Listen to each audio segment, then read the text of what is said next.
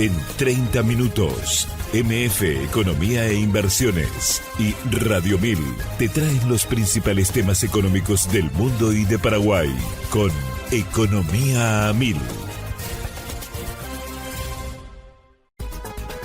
Este podcast es presentado por la Bolsa de Valores de Asunción, promoviendo los valores del mercado. Muy buenos días, bienvenidos a una emisión más aquí de Economía 1000. Muchas gracias por la compañía de todos los días. Quien les habla, Prince Otto, y ya estoy también junto con la compañera Ada Caballero. ¿Cómo estamos, Ada? ¿Qué tal? Bienvenida. Buen día, Prince, buen día a la audiencia, ¿todo bien y vos? Todo en orden, ya cerrando esta semana, la última del mes de noviembre, para obviamente empezar el último mes del año 2025 con muchísima información, análisis y por supuesto entrevistas de primerísima mano aquí en este espacio, una coproducción con la consultora MF Economía e Inversiones y por supuesto Radio 1000. Y cuando los compañeros me den el ok correspondiente, avanzaremos con la entrevista porque vamos a tener un contacto internacional tal como lo habíamos anunciado ayer. Pero de momento vamos a compartir las principales noticias económicas del día. Adelante, compañero.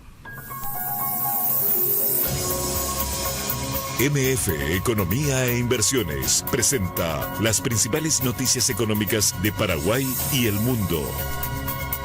De acuerdo con Reuters, los precios del petróleo seguirían bajo presión en 2026 por una oferta que superaría el crecimiento de la demanda. La encuesta 35 analistas proyecta un Brent promedio de $62,23 y un WTI de $59, ambos por debajo del mes anterior. El Brent promedia $68,8 en 2025 y para 2026 se anticipa un superávit de 0,5 a 4,2 millones de barriles diarios, mientras que el Organismo Internacional de la Energía estima 4,09 millones de barriles por día y la OPEP alrededor de 20 barriles diarios si se mantiene su producción de octubre. OPEP más elevó sus objetivos en unos 2,9 millones de barriles diarios desde abril, pero prevé pausar nuevos incrementos en el primer trimestre de 2026, periodo para el que se estima un Brent de $61,23. La demanda global crecería entre 0,5 y 1,2 millones de barriles por día, mientras que la producción de esquisto en Estados Unidos caería. Las sanciones a dos de las mayores compañías petroleras de Rusia generarían interrupciones breves y eventuales conversaciones de paz añadirían más oferta al mercado, menciona Bloomberg. Siguiendo con Reuters, el oro alcanzó su nivel más alto en 2 semanas y se encamina a su cuarta subida mensual consecutiva, impulsado por expectativas de una baja de tipos de la Reserva Federal en diciembre. El oro spot subió 0,4% hasta $4.174 por onza, con una ganancia semanal prevista de 2,7% y un avance mensual de 3,9%, mientras los futuros para diciembre cotizaron en $4.221 antes de la interrupción temporal del comercio en CM Group. Y ya me confirman desde producción que está en contacto vía Zoom Hugo Rodríguez, él es el economista senior del Centro Boliviano de Estudios Económicos SABEC. ¿Cómo estamos, Hugo? ¿Qué tal? Bienvenido. Muchas gracias por atendernos. Hola, ¿cómo están? Muy buenos días, Ada, Prince, un gusto nuevamente estar con ustedes. Te tenemos después de unos cuantos meses, Hugo, y qué mejor que hacerlo contigo para la actualización de datos, indicadores principales y sobre todo lo que está pasando en Bolivia. Hugo, ¿cuál es el escenario que está enfrentando en la actualidad Bolivia en un contexto económico, político también, con muchos factores en incidencia y presión? Gracias, Ada, gracias, Otto, por la confianza, por preferir al Centro Boliviano de Estudios Económicos. Somos su aliado acá en Bolivia, en Santa Cruz. Y pues sí es tiempo, pensé que ya nos habían olvidado. De ninguna manera. O cambiado, pero es difícil cambiarnos por alguien mejor. Está bien, está bien. No, un gusto. Bueno, ¿cuál es el panorama? ¿Cómo estamos hoy? Pues como veníamos adelantando, para las elecciones se abría una ventana de esperanza, una luz al final del túnel, y de hecho vamos en ese sentido. El 17 de agosto y luego en segunda vuelta en octubre fue elegido, ya fue posesionado el presidente actual, Rodrigo Paz Pereira. Él es hijo de un exmandatario del año 90-93, Jaime Paz.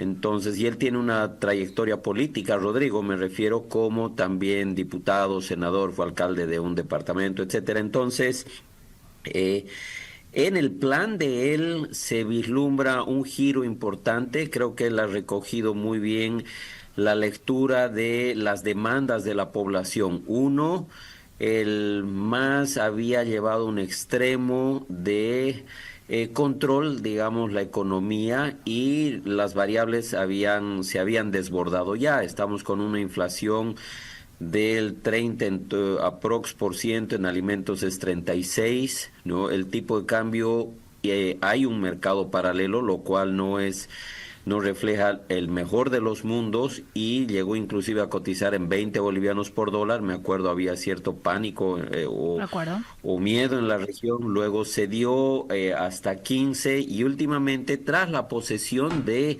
Rodrigo Paz Pereira, pues el dólar se ha estado cotizando y se ha estacionado en torno a los bolivianos 11 por billete, por el dólar americano, por el Washington, que le llaman acá, ¿no? Sí. Entonces, junto con ello han venido muchos anuncios, y son ya casi 2 semanas y el gobierno está andando. Quizás para algunos se debió haber andado estas semanas mucho más rápido, porque la expectativa que teníamos, que el equipo económico del actual gobierno había sembrado, es que había todo un equipo de economistas trabajando. Entonces uno tenía la sensación de que tras posesionarse al día siguiente ya estuvo el gabinete, pero a los 2-3 días ya estaban las leyes y decretos listos para hacer habida cuenta de que hay una asamblea que en su mayoría recoge también la sensación de la población y está clamando por un giro de la orientación,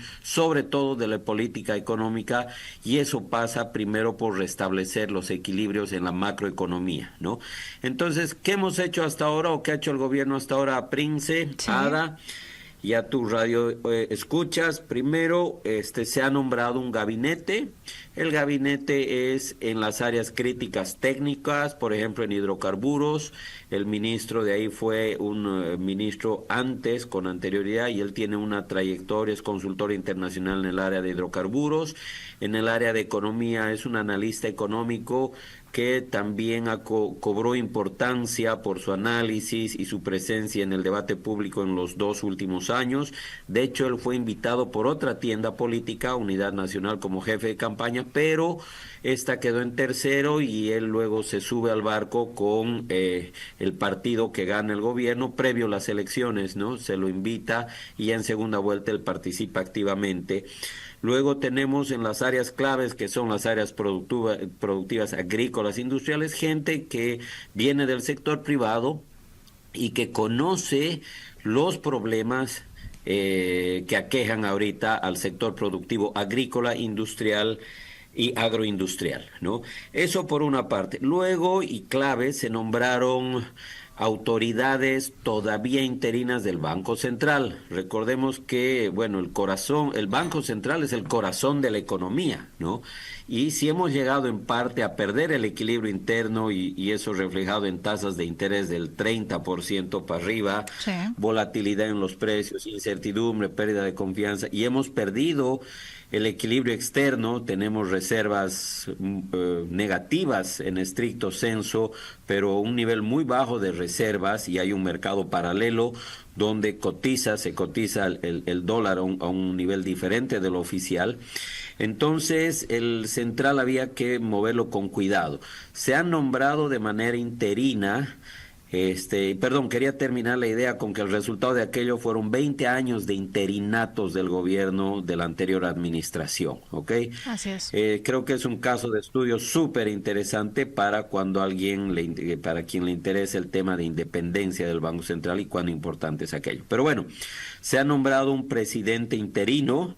Él es un ex colega, yo estuve 20 años casi en Banco Central, lo conozco, él ya tenía una trayectoria, inclusive cuando yo estaba allá, entonces es un hombre de mucha experiencia en Banco Central, y tiene un directorio con gente joven. muchos economistas, entonces, sobre todo que tienen un perfil técnico, ¿no? Entonces, hay esperanza en ese sentido, estamos esperando las medidas, sobre todo las definiciones, que entenderíamos todavía van a tardar un poco en lo que se refiere al régimen cambiario, ¿no?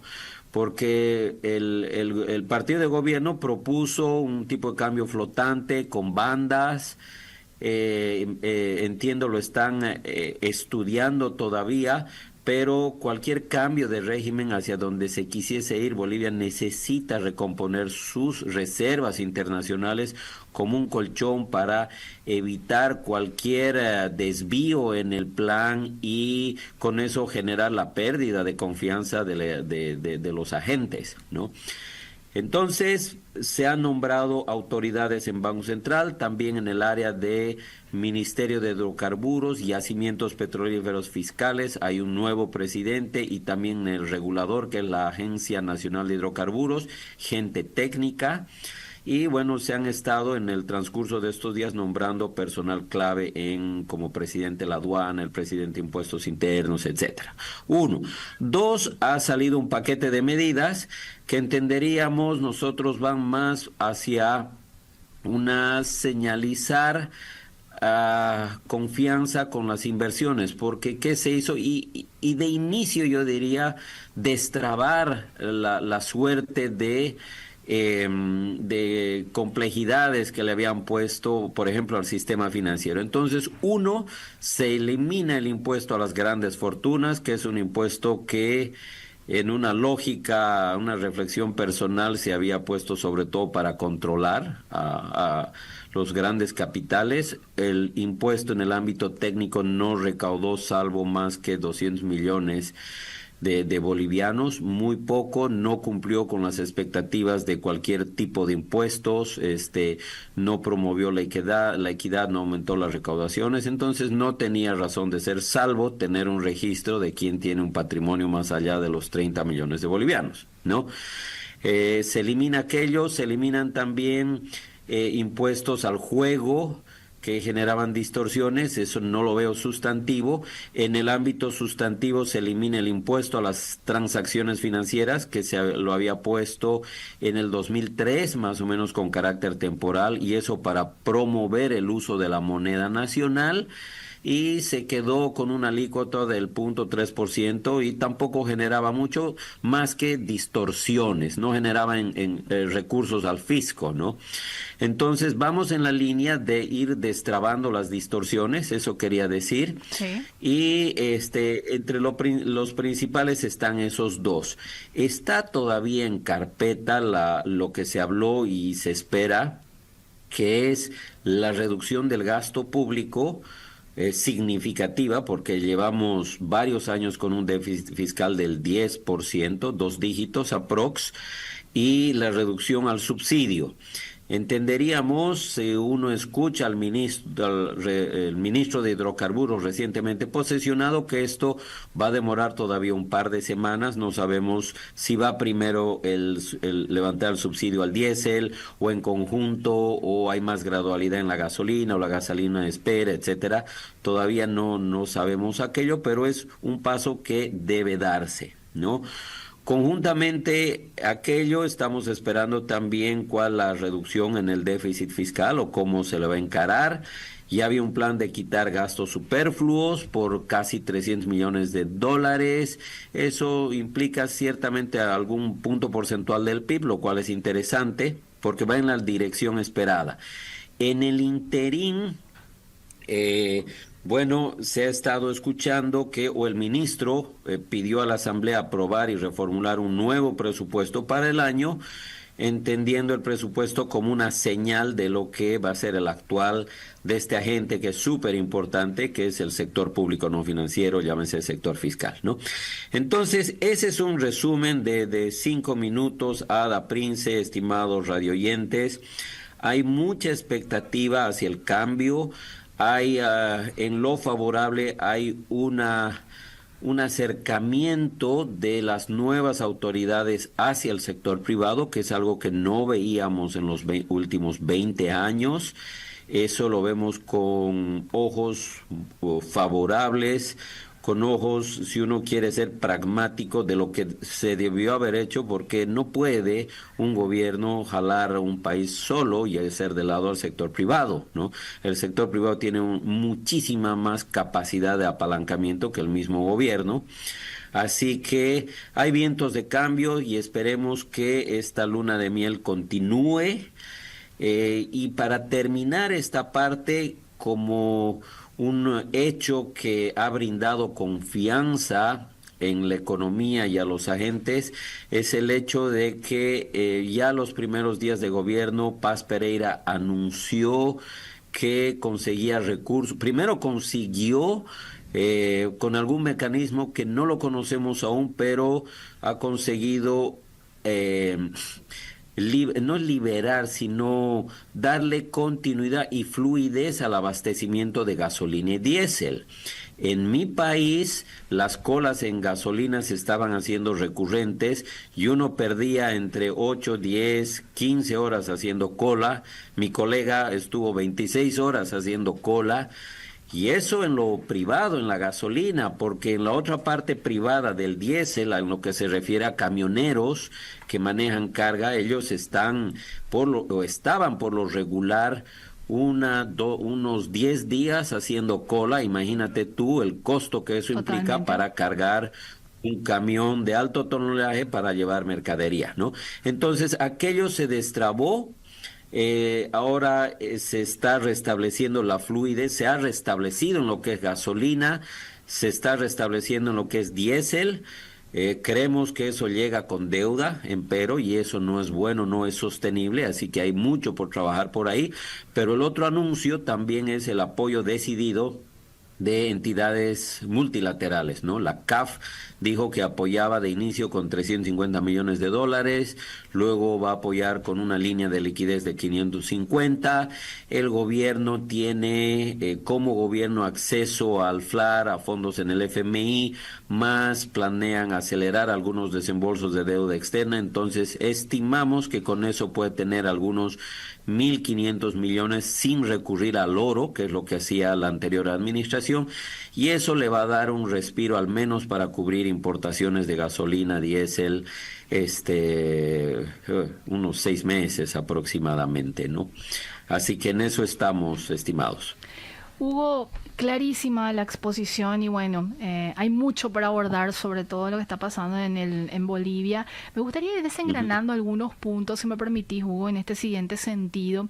Con respecto a estas señales que está dando el gobierno, ¿cómo están recibiendo los agentes económicos? Porque mencionabas que obviamente un trabajo que se hace desde el sector público tiene que ir acompañado del sector privado, que es finalmente el que va acomodando de alguna manera las piezas dentro de una estructura económica, obviamente también resguardado, y que el gobierno o el Estado dé las condiciones para ello. ¿Cómo está recibiendo el sector privado, los agentes económicos puntualmente, que son claves dentro de la economía de Bolivia, todos estos anuncios y el paquete también que ya se está empezando a implementar desde el gobierno? Muy bien, se está recibiendo muy bien. De hecho, el Centro Boliviano de Economía está al interior de la asociación gremial más grande, que es la CAINCO, la Cámara de Industria, Servicios, Turismos de Santa Cruz. La CAINCO, si usted suma el valor bruto de producción de sus asociados, explica el 40% del Producto Interno Bruto. Y los otros gremios también se han sumado y estamos en la misma línea.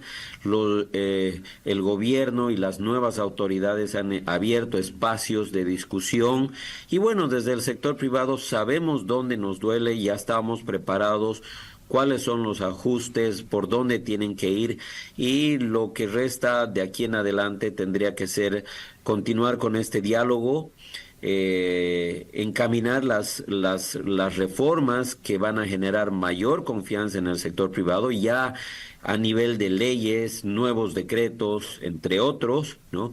Y de hecho, por ejemplo, también como medida que salió estos días, se eliminó aranceles a todo lo que tiene que ver con tecnología, ¿no? Entendemos va eso en una línea del gobierno de promover la eficiencia, etcétera, ¿no?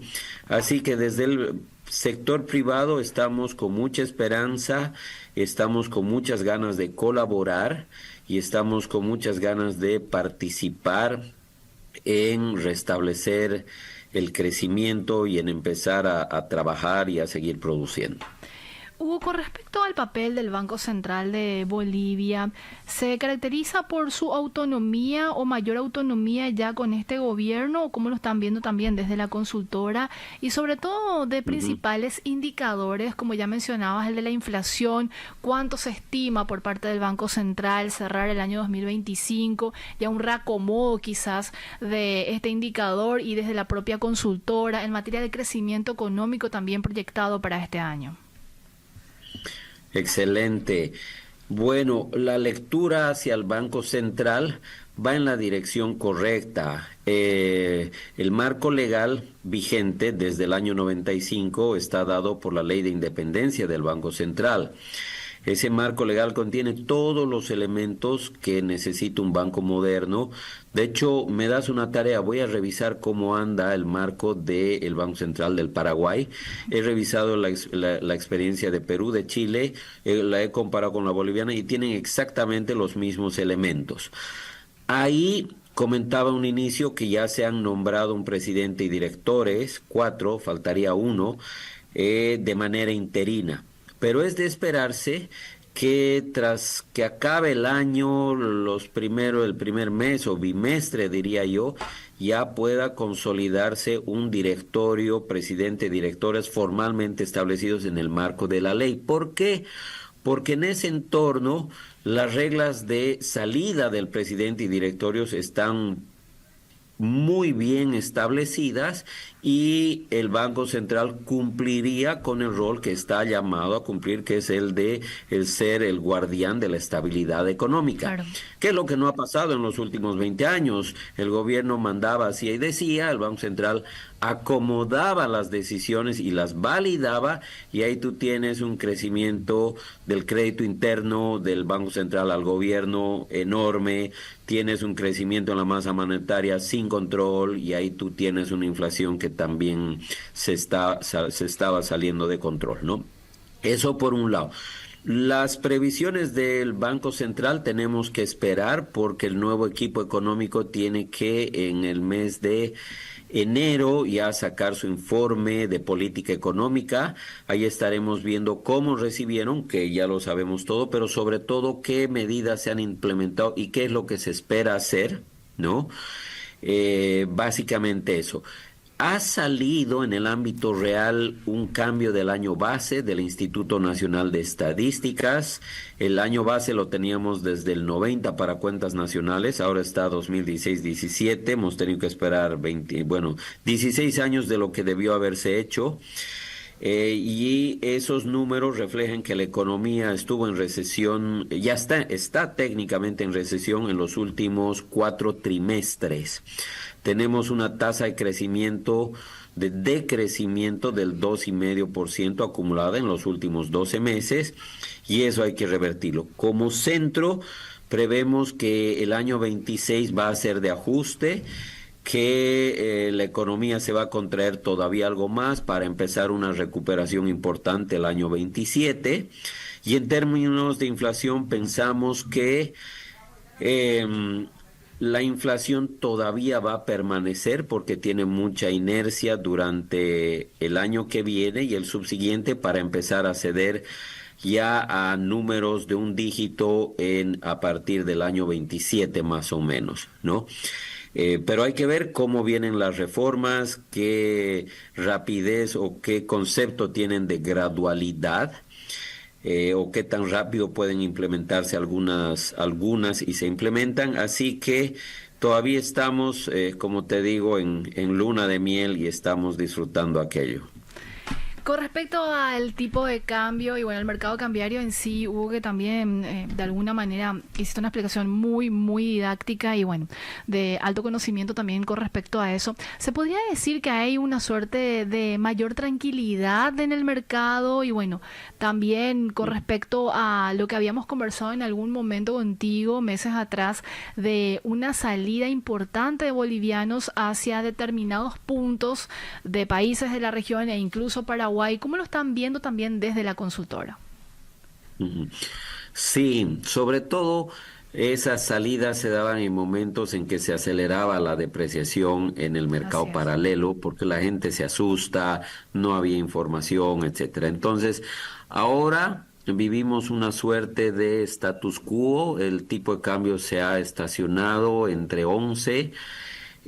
Uno, por temas de confianza del nuevo gobierno; dos, por desembolsos que se han estado efectivizando; eh, tres, porque también los agentes están esperando, ya es cierre de fin de año, las compras de fin de año ya se han hecho.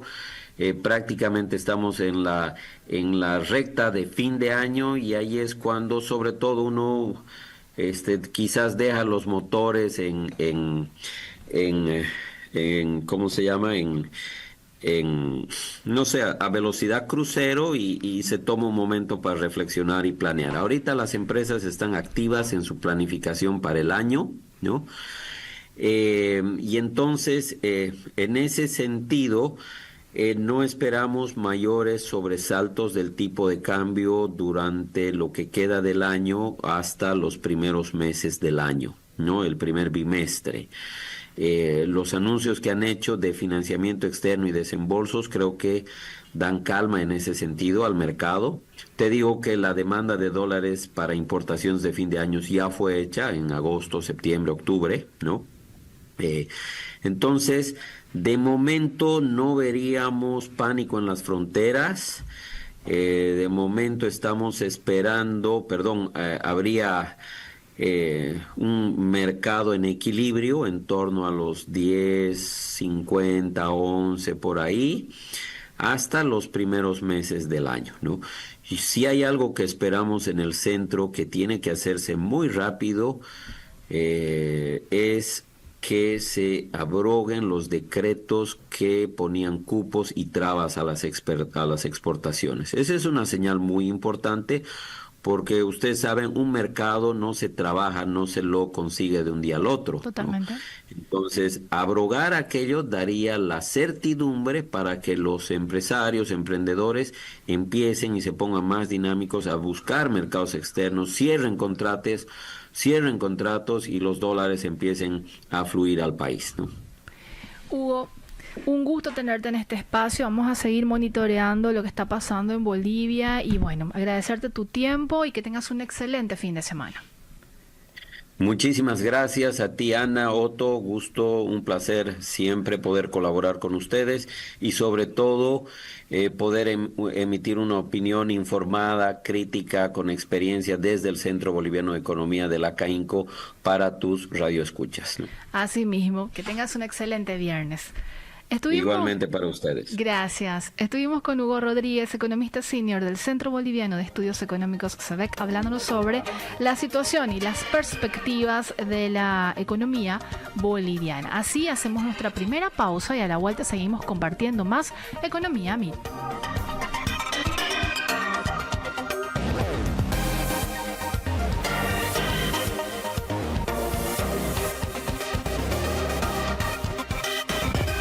Gracias por la compañía y es momento de compartir la cifra del día que tenemos ahora. El planteamiento de subir el IVA del 10 al 15% parece una solución mágica, pero dentro de 5 a 10 años nos volveremos a encontrar con un problema similar porque este Estado no sabe gastar, comentó Manuel Ferreira, economista, exministro de Hacienda y presidente de MF Economía e Inversiones. Si te interesa descubrir más detalles, puedes escuchar el podcast completo en Spotify, buscarlo en el perfil de Economía 1000 y mantenerte al tanto de todo.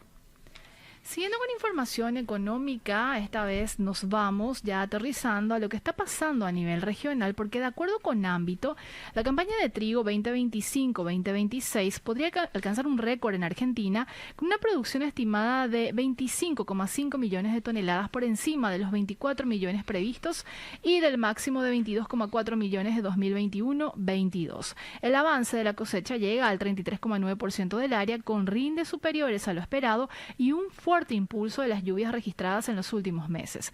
En soja, la siembra avanzó 11 puntos y alcanza el 36% de las 17,6 millones de hectáreas proyectadas, mientras el exceso de humedad genera demoras en el centro de Buenos Aires. En maíz, la implantación llega al 39,3% de los 7,8 millones de hectáreas, con un 82% del cultivo en condiciones entre buenas y excelentes.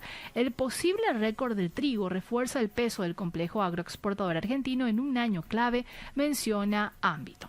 De acuerdo con Bloomberg en línea, China suspendió las importaciones de soja provenientes de 5 plantas brasileñas por detectar granos de trigo tratados con pesticidas mezclados en los envíos. Las unidades afectadas forman parte de la exportación de soja brasileña, un sector que integra plantas operativas dentro de la cadena de procesamiento y envío del grano. El Ministerio de Agricultura de Brasil confirmó que 5 unidades están involucradas dentro de un universo de más de 2.000 entidades habilitadas para exportar a China y reafirmó que la relación bilateral sigue siendo sólida y estratégica.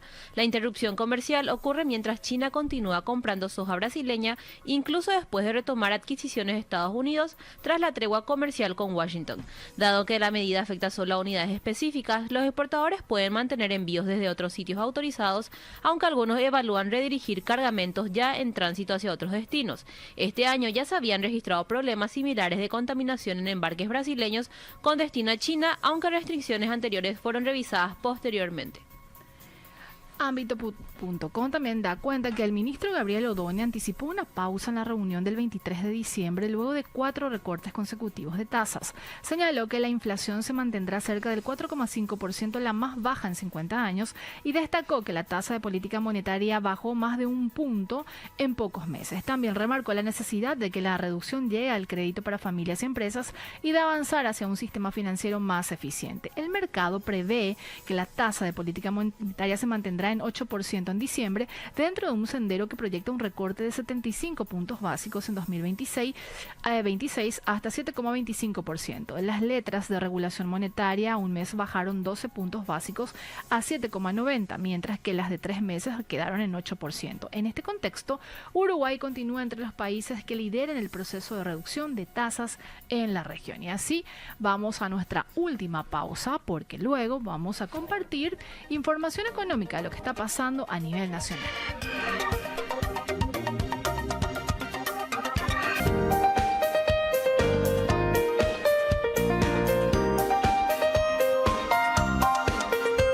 Gracias por la compañía, tramo final de Economía 1000, y vamos a retomar hoy excepcionalmente el concepto económico. Tengo como 2 para compartir, así que atentos.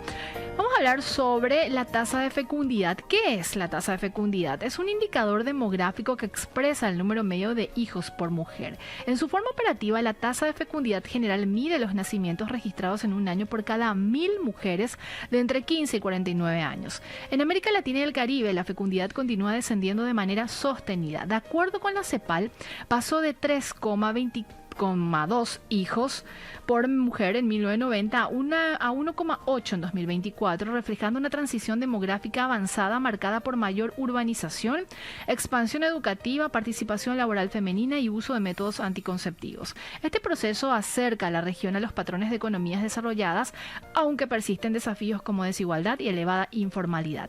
La región presenta diferencias importantes. Países como Chile y Uruguay muestran tasas muy bajas, mientras que Bolivia, Guatemala y Haití mantienen niveles por encima del reemplazo generacional. En Paraguay, la fecundidad cayó de 4,5 en 1990 a 2,41 en 2024, un cambio que redefine el mercado laboral, el consumo y la necesidad de políticas de productividad, educación y protección social.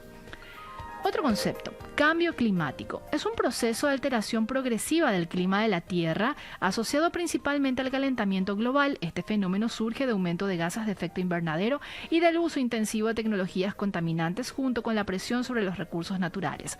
Como resultado, las temperaturas promedio del planeta han ido ascendiendo de manera gradual, modificando ecosistemas, patrones climáticos y la calidad de vida en numerosas regiones. Entre los indicadores que utilizan los organismos ambientales para medir su avance se encuentran el incremento de la temperatura global, la intensificación del efecto invernadero, la reducción de áreas con vegetación, el aumento del nivel del mar por el derretimiento del hielo y la pérdida de biodiversidad debido a hábitats que no logran adaptarse. Algunos números. De acuerdo con estimaciones del BIP, hacia 2050 los precios internacionales podrían aumentar de forma marcada. Maíz entre 87 y 106%, arroz entre 31% y 78% y trigo entre 44 y 59%. Un shock del 10% en alimentos, obviamente vinculado a los efectos del cambio climático, elevaría la pobreza mundial en 0,8 puntos porcentuales y un aumento del 20% ampliaría la pobreza en América Latina en 2,6%. En Paraguay, el BIP estima que un incremento del 20% en precios elevaría la pobreza de 25,8 a 29,2 y la extrema pobreza de 3,7 a 10,9%, reflejando la alta sensibilidad del ingreso familiar ante variaciones en alimentos. Y ya vamos aterrizando a temas económicos. ¿Qué está pasando a nivel nacional, Ada? Muchísima información. De acuerdo con ABC, el Senado aprobó el Presupuesto General de la Nación 2026 tras más de 12 horas de debate, con ajuste por poco más de 200.000 millones de guaraníes. El plan inicial asciende a 149,2 billones de guaraníes, un aumento del 12% frente al año pasado, con 74,7 billones para el gobierno central y 74,5 billones de guaraníes para las entidades descentralizadas. El proyecto prevé un déficit de 1,5% del PIB, una recaudación de 45,3 billones de guaraníes, 8% más que este año, y una emisión de bonos de hasta 1.303 millones de dólares. El documento vuelve a diputados para una segunda vuelta con plazo hasta mediados de diciembre. Entre los incrementos aprobados se incluyen 92.000 millones de guaraníes para salud, 17.000 millones para la letrinización y 45.000 millones de guaraníes para la recategorización salarial del personal de enfermería del IPS. Las reasignaciones contemplan recortes de 5.000 millones al MEF y a la DENIT y de 67.000 millones de guaraníes al MOPC dirigidos al INERAM, Niñez y Adolescencia, y al Ministerio de Urbanismo, Vivienda y el Hábitat. También se modificaron los montos para la gobernación de Central y se aprobaron aumentos de 11.200 millones de guaraníes para la UNA y de 35.000 millones de guaraníes para universidades del interior. ¿Qué está pasando con el crédito a nivel nacional? De acuerdo con Última Hora, el crédito a los hogares creció 22,2% interanual, con los préstamos de consumo representando el 79,3% del total y los créditos para vivienda mostrando mayor dinamismo. El Banco Central del Paraguay afirmó que este aumento no genera riesgos para la estabilidad financiera en un escenario de recuperación económica y mayor formalización laboral. El crédito a empresas también avanzó con un crecimiento interanual de 16,3% a septiembre de 2025, apoyado por tasas más favorables y programas estatales. La morosidad mostró mejoras. Los créditos personales bajaron de 5,1% a 4,6%. El crédito total a hogares también se ubicó en 4,6%. Los préstamos de consumo registraron 4,9%, las tarjetas de crédito 4,6% y los créditos para vivienda 3,4%. La inclusión financiera aumentó de 1 millón a 2,2 millones de personas con crédito en 2 años y las empresas con financiamiento pasaron de 15.000 a 19.000. A nivel sectorial, la morosidad disminuyó en la mayoría de los rubros, mientras construcción se ubicó cerca del 4%, con baja incidencia por representar el 2,6% del sistema. ¿Más información? De acuerdo con ABC, la siembra de arroz avanza con retrasos por las condiciones climáticas y alcanza el 50% del área prevista, cuando se esperaba llegar al 70% en octubre. En noviembre, la mejora del clima permitió acelerar el ritmo, aunque alrededor del 40% de las 200.000 hectáreas proyectadas será implantado más tarde, por debajo de las 220.000 planificadas. En exportaciones, Paraguay lleva cerca de 1.200.000 toneladas enviadas en 2025, alineadas con la expectativa anual, tras una producción récord de 1.400.000 toneladas y un stock de transición de entre 100.000 y 150.000 toneladas. En precios, el sector enfrenta valores más bajos en 2025 por el elevado stock mundial, luego de un 2024 con cotizaciones récord. Se espera una recuperación hacia mediados del próximo año y una normalización del stock del Mercosur en el segundo semestre del 2026. Para el siguiente año, el desafío será colocar el arroz en los primeros meses para reducir el sobrestock inicial. En mercados, Paraguay logró exportar a 30 destinos este año, con Costa Rica como uno de los más relevantes por el aumento de los volúmenes enviados. Y como es habitual, la consultora MF Economía e Inversiones elabora artículos económicos de manera diaria que son publicados en el impreso de ABC y replicado también en el digital del mismo medio. Y en la edición de hoy se aborda acerca de un tema muy relevante que en más de una ocasión ya lo venimos hablando también en este espacio, y es referente al salario mínimo legal vigente. Estos datos son muy llamativos y también preocupantes. Solo 7,5% de empleados públicos está por debajo del salario mínimo frente a 38,8% del privado. La distribución del salario mínimo legal vigente evidencia contrastes claros entre sectores. En el público, 7,5% de los empleados u obreros ganan menos del mínimo. 5,6% se ubica en el nivel exacto y 85,1% lo supera. En el sector privado, 38,8% está por debajo del salario mínimo, 19,8% en el nivel exacto y 37,9% por encima. El empleo doméstico representa la situación más crítica. 94,5% percibe menos del salario mínimo legal vigente, 3,6% recibe el monto exacto y solo 1,8% lo supera. En el total de asalariados, 40,2% gana menos del mínimo, 15,5% se mantiene en el nivel de referencia y 41,5% está por encima. El análisis por deciles del empleo privado confirma una estructura desigual. En los primeros grupos, 88% del decil 1 y 72% del decil 2 se sitúan por debajo del salario mínimo legal vigente, proporción que disminuye gradualmente a 62% en el decil 3, 56% en el decil 4 y 50% en el decil 5, y esta reducción se va notando también en los siguientes deciles. La información muestra brechas persistentes, con el sector público más alineado con la normativa y los primeros deciles del sector privado concentrando la mayor vulnerabilidad. ¿Dónde la gente puede ahondar en este artículo y en otros que realiza la consultora? Pueden buscar en nuestras redes sociales, Instagram, LinkedIn, X, Facebook, también en nuestro canal de WhatsApp buscando MF Economía e Inversiones y en nuestra página web www.mf.com.py.